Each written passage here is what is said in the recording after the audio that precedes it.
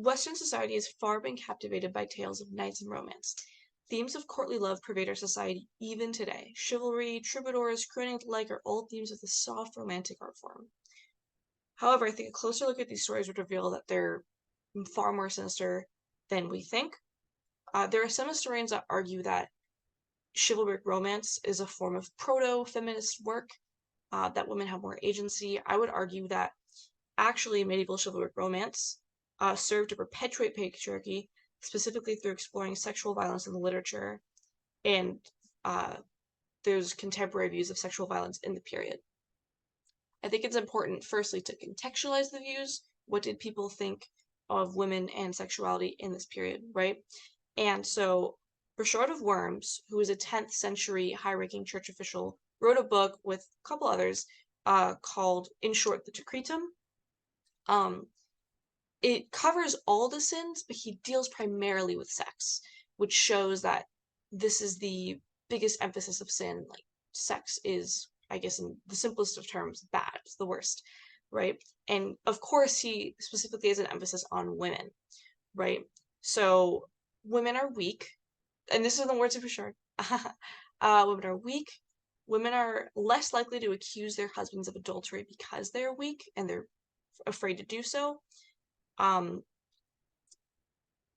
Women are deceitful. They're naturally more deceitful.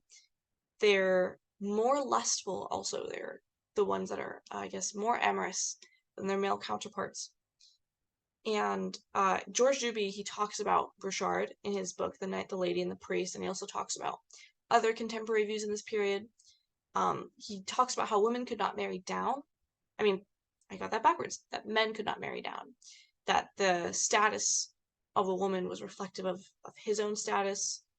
And I think that a really sort of notable tidbit to talk about in this period as well is there was a heretical group in Orleans, and it's Doobie calls it a sort of proto-feminist movement because this group dealt with the abolition of sex, and this group allowed women to join, and essentially they treated women as equals. So they didn't believe in sex, they didn't believe in marriage, and because of that, women were able to join as equals.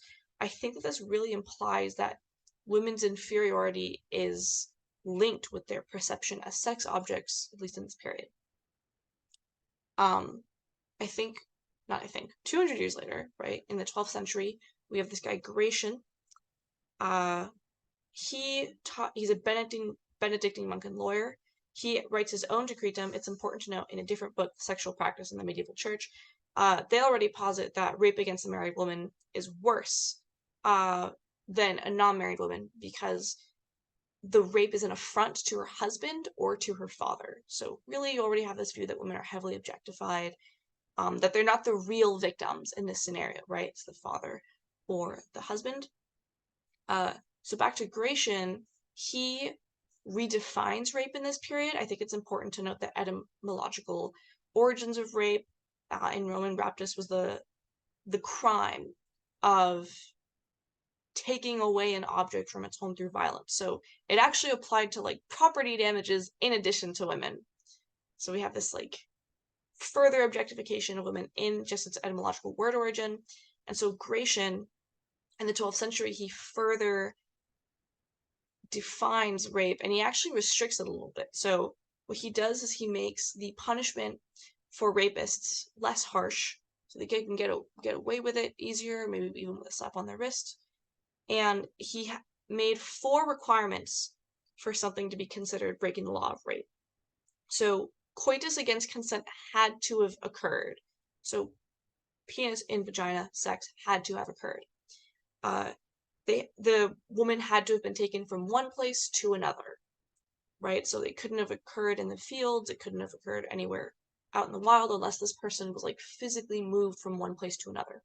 The third was that this abduction had to have been completed with violence in some form. In my personal opinion, I can't imagine how else an abduction would go. But then the fourth law that, or requirement that Gratian gave was the rapist must not have a negotiated rape contract with the victim. So if the rapist was engaged to this person and he did all 3 of the other things because he was engaged to her, it would not be counted as a rape. Furthermore, there's once again an emphasis on the father and the husband's rights that Gratian specifically talks about. So now that we know the general attitudes of women in this period and how heavily objectified they were and how hard it really was to get incriminated for rape, I think it's time to move on to the literature. So we're going to talk about Chrétien de Troyes' works first. I'm focusing on Eric and Enid and Lancelot Knight of the Cart. So Eric and Enid, to give a really, really, really quick summary.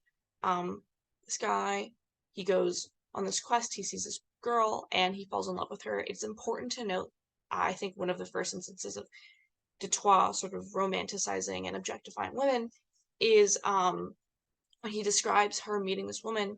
She's dressed in a really thin chemise with a layer underneath. Essentially, you can see her body really, really easily. And he ends up bringing this girl, Enid, back to Arthur's court, and he convinces them, I want to marry her. But during this entire time, he denies clothing her. So essentially, Enid is kept naked throughout this entire journey. Not naked, but nearly so throughout this entire journey. So throughout most of the first part of this narrative is a very nudely dressed woman, right? And so the second part, they accuse Eric of neglecting his knightly duties, and he says, okay, me and Enid are going to go. And so he and Enid go on this journey. He has Enid dressed in the finest of fabrics, and essentially she becomes a lure to prove Eric's worthiness in the world. So she's used as an object kind of throughout. As we can see, she's sort of furthering Eric's achievements. We get to a point in the narrative where she thinks Eric is dead, and this count comes, and I mean, this happens a couple times, but this count says, he basically talks about raping her. He says, you're going to be mine, whether you like it or not. Lots of lines similar to that. And eventually she's saved in the end by Eric. And so I think we see in this piece, and Catherine Gravdell talks about this in her work, you see this, that the rape is used as both a moral device, that like the classic damsel in distress trope, she's in trouble, he comes and saves her, but he also, in talking about rape for so long, really gives the audience a taboo scene to enjoy, almost. And we don't see this as much in Eric and Enid, but we're about to see this more in Lancelot Knight of the Cart. So essentially, Lancelot is Guinevere, who's the queen, Arthur's wife. They have sort of a romantic tryst. Guinevere gets kidnapped, and Gawain, the knight, goes after her. And then he sees Lancelot on the road, and Lancelot also goes after her. There's the classic tests and trials and tribulations. They get to a point, Lancelot gets to a point where he's staying somewhere, and he sees a scene about to unfold where a woman is about to be raped by a group of knights.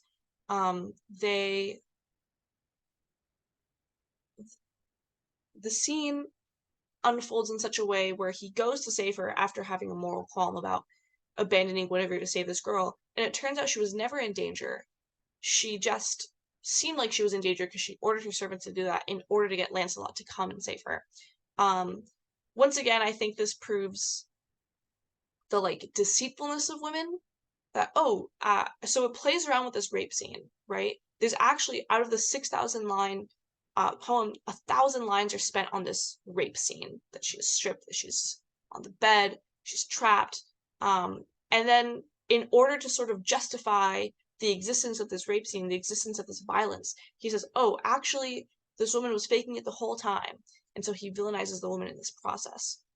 So he really does link rape with romance and morality in the sense of like the whole damsel in distress trope. I do want to move on to Wace and Layamon. This is another Arthurian sort of poem in the period, and I can't describe the whole story because of lack of time, but essentially this woman, Elaine, gets kidnapped by these giants, and she has her wet nurse with her.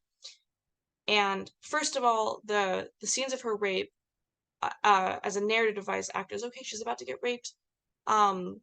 he's about to save her, so the classic moral device of damsel in distress. However, we also get this additional class difference through beauty is established in this scene.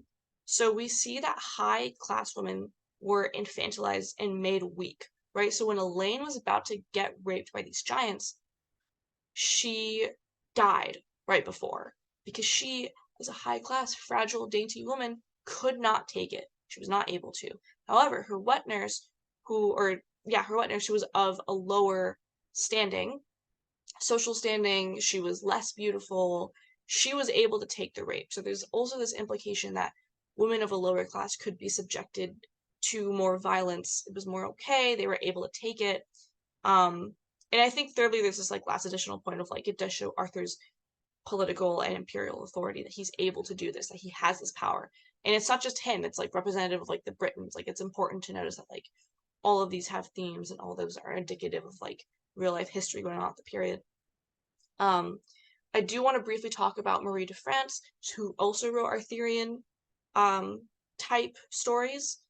She is a woman, and so I would like to point out a really critical difference that I noticed in a reading. So in a different article, they talk about the story of Lanval.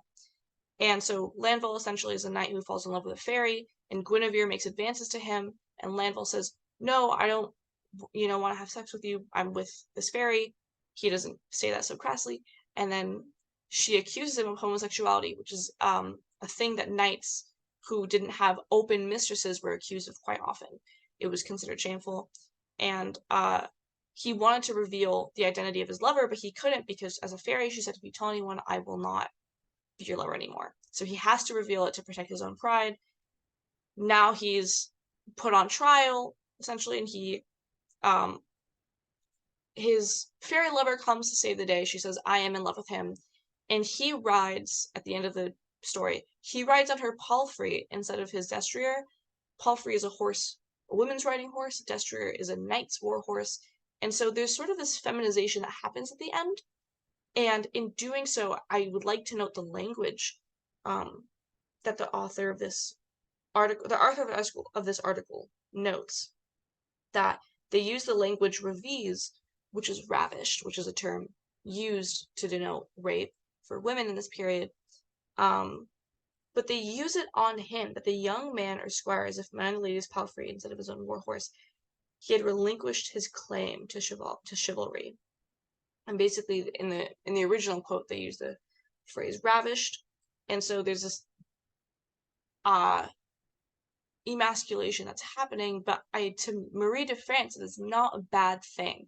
He actually lives happily ever after with the love of his life. And so I think that a lot of these themes in modern, to sort of relate it to our class, a lot of these themes that we see in chivalric romance relate to modern romance, linking rape and sex with romance. I think it also, the damsel in distress sort of leaves this implication that if men save women, women owe men sex in some capacity.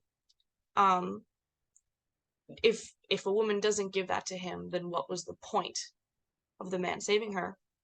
I think we see this a lot in modern romance, even in modern just like relationships of men to women, not to get super anecdotal, but I think the way that women feel like they owe men certain things when men take them out to dinner or pay for a drink or things like that, women now feel like they have to give them their body in some capacity. Follow-up questions for the class. Do narratives written by women in this period differ significantly? Do they subvert or perpetuate patriarchal machinations? This would require a lot of research. It might be a hard question to do a follow-up on, since Marie de France is just one example of many. And I think another really good question is, what are some modern media examples that link rape to romance? And thank you so much.